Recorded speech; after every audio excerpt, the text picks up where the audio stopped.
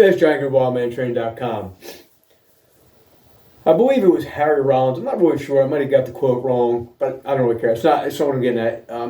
I believe he's the one that said, and most people understand, in the gym, weights don't lie, okay? You know where you stand with the weights. They don't lie.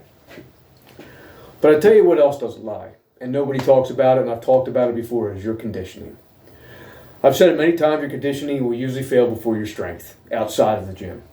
Okay, let's just use these two examples.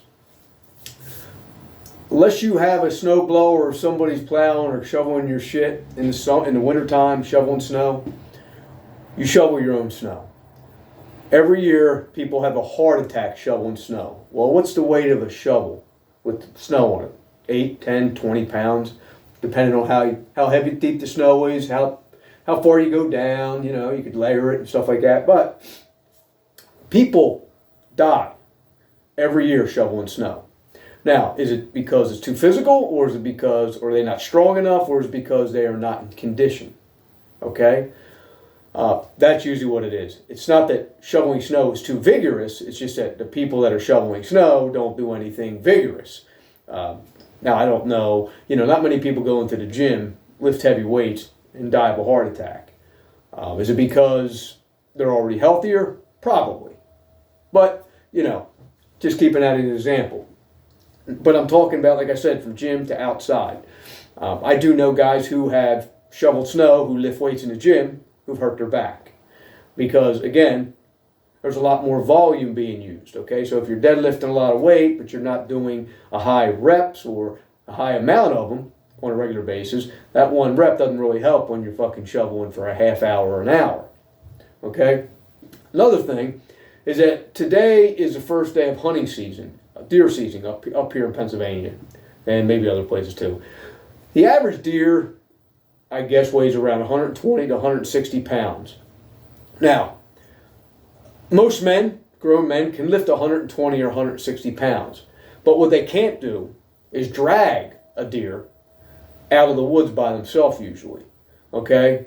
Why? It's not that they're not strong enough to pick it up and carry it a short distance.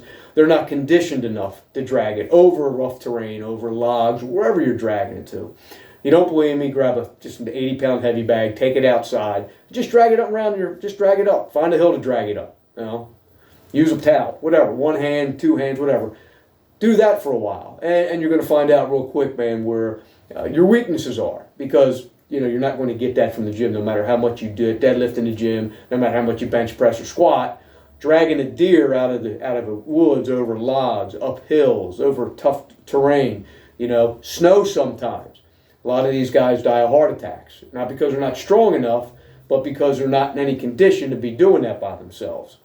Which makes no sense to me why guys that hunt like that or do these, shoveling snow and they ain't paying somebody, they should probably focus a little bit on exercise, for these things that they have to do on a yearly basis, or they decide to do on a yearly basis. You don't have to shovel snow, you don't have to go hunting for deer. But people that usually die doing these things, they're not dying because they're weak. They're dying, their heart's weak. They're dying because they are not conditioned enough to do these things, because through the years they eat themselves to death, don't exercise, whatever the reasons.